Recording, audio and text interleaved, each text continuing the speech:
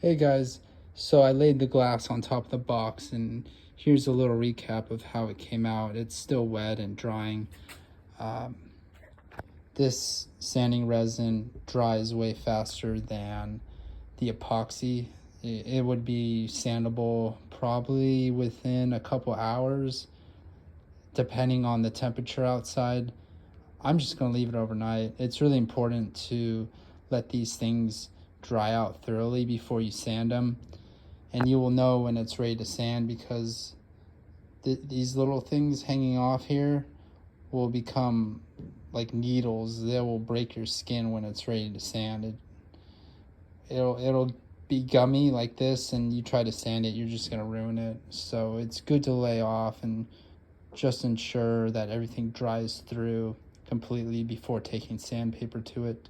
And I'll be using 60 grit on the orbital sander to go around the edges and take a few quick passes over the top just to thin out this tape line, and then I'll cut it with a razor blade and it should be good to go.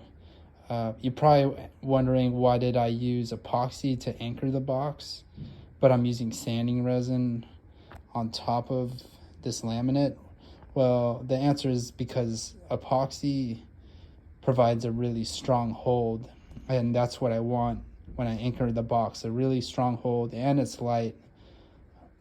But with sanding resin, because the board is finished in sanding resin, these are like for like materials, so I know it'll blend in with the sandpaper better than epoxy would.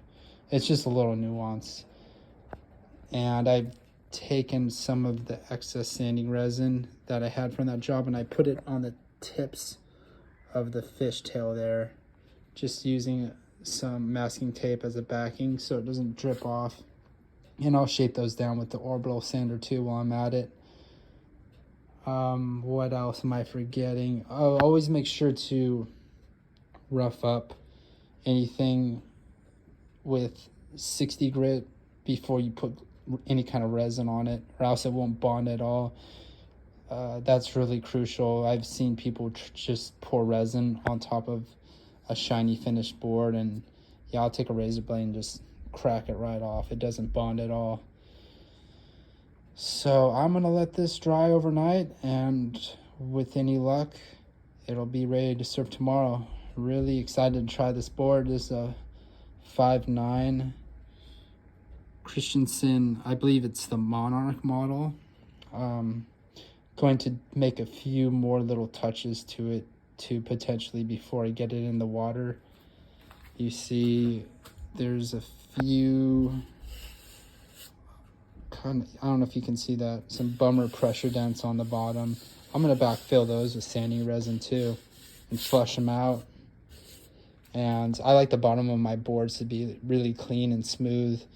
You see the guys who ride Greg Little holes do this with Bondo resin, but I'm going to use clear sanding resin. I think the Bondo looks a little rough for my taste, but hey, to each their own. I should also point out, I showed you I had a fancy squeegee to do this with. You can spread out the resin with an old credit card. I'm trying to show you guys that you really don't need many special tools to do this stuff on your own.